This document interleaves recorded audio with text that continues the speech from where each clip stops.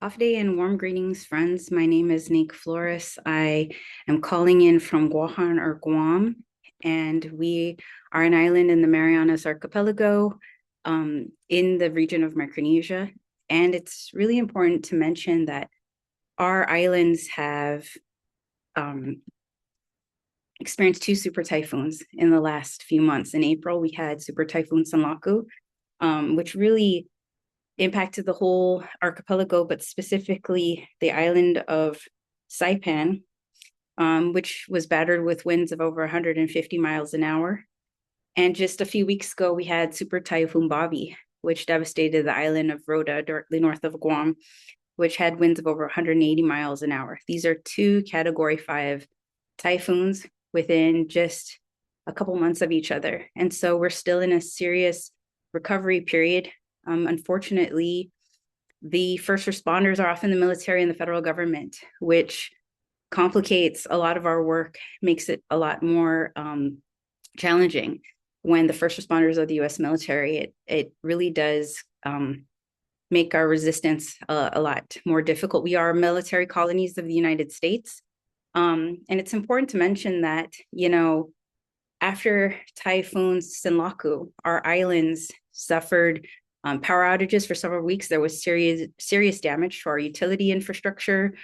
There was a lot of water outages, and within the last few months, we've also been inundated with war games, war drills, and exercises, including Valiant Shield, which always leads up to the Rim of the Pacific exercises in Hawaii, and every other year. And also a comment period for the Marianas Islands Testing and Training Area, which is the area approved for these war games in the region. Of course, none of this without our free, prior, and informed consent, and in violation of our human rights and our indigenous rights. Here on the left is an article where Boeing is boasting the use of its ghost bat in the island of Rota, the same island that got devastated in Super Typhoon Bobby. And just like the Rim of the Pacific exercises in Hawaii, they conducted something called a sink exercise, which they dragged an old ship out into the ocean, bombed it, attacked it with submarine torpedoes, and then just like the issues in Hawaii, the wreckage is left in the ocean. There's no remediation. There's no cleanup. And so it's contaminating our ocean with PCBs, TNT, RDX, lead, and many other hazardous contaminants, PFOS and PFAS. And not to mention that in the Rim of the Pacific exercises in Hawaii, there are 31 countries participating. This is the largest military exercise. It's considered the Super Bowl of military exercises. That in these war games, thousands and thousands of gallons of fuel are burned through. Hundreds of thousands of dollars are wasted that could be used for people's needs. I mean, at the same time, it's exacerbating our vulnerability to the climate crisis as the oceans continue to warm. And as we're seeing, a super El Nino year, we're going to see more frequent and more violent storms hitting the Pacific. And of course, part of the trauma of the storms is the long recovery that follows, the economic impact and the true security impact of having clean water, safe shelter, and access to food and healthcare in these times. And so we really have to wonder, or we know that these actually make us more vulnerable in the climate crisis. This is a map I show often that shows the island chains in the Pacific. All the way up here at the right is the United States. And in the third island chain, we have Hawaii, American Samoa, and New Zealand. And the second, we have Guam, the Northern Mariana Islands, Yap, and Palau. It's really important to mention that Palau has about 5 military projects happening right now for the U.S. military, including radar facilities being built, a lot of these in violation of environmental protective laws of Palau.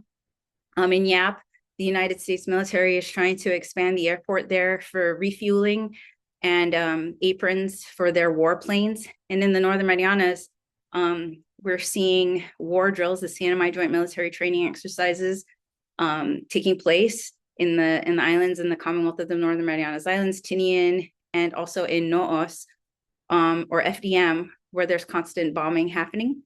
The Marianas Islands Testing and Training Area is almost 1 million nautical miles of ocean, and there was a comment period, and our islands couldn't even participate in the comment period because we had no power, no internet. But the comment period pushed forward, and that comment period was over increased activities of sonar, munitions, and things like that.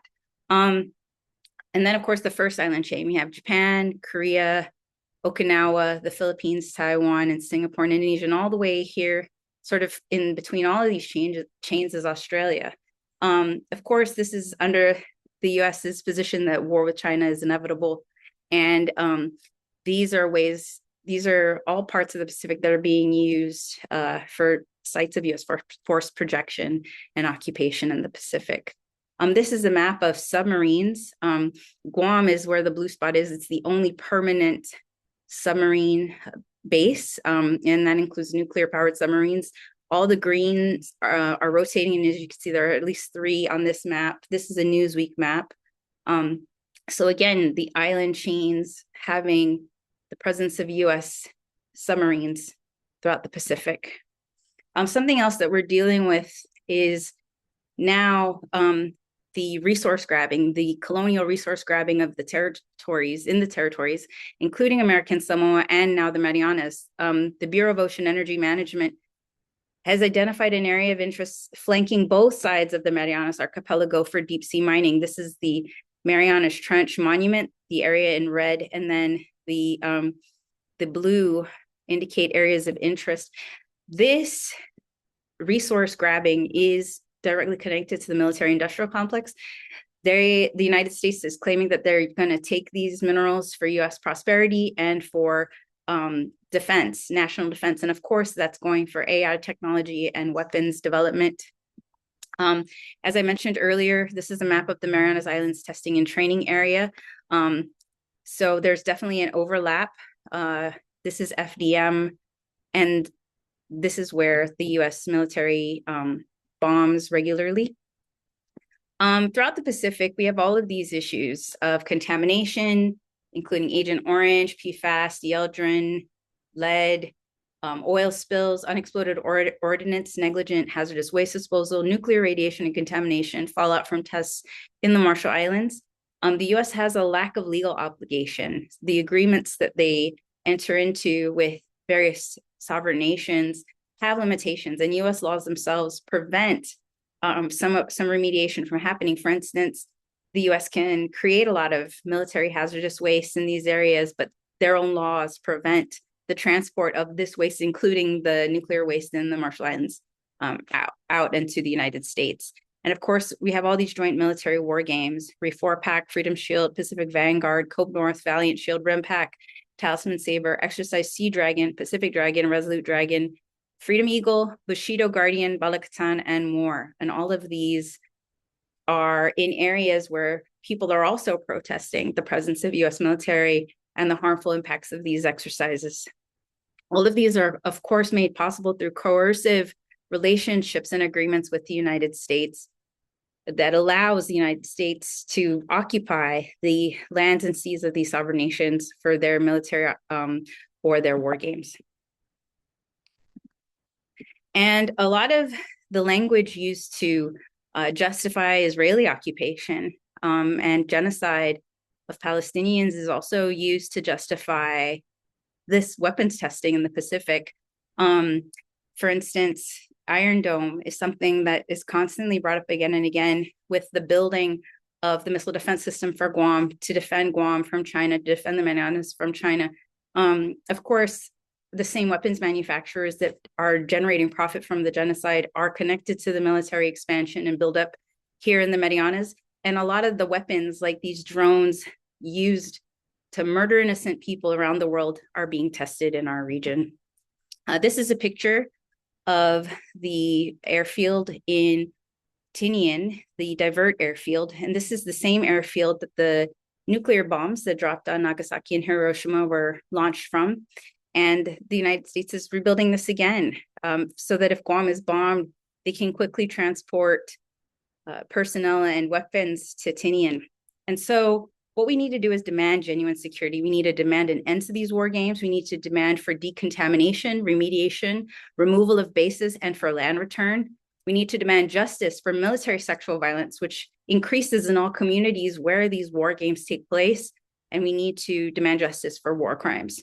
We need to fight for decolonization in our occupied lands, and we need to resist AUKUS and deep sea mining. And so I thank you all for listening to me today and look forward for ways we can strategize and work together to fight this beast, the military industrial complex.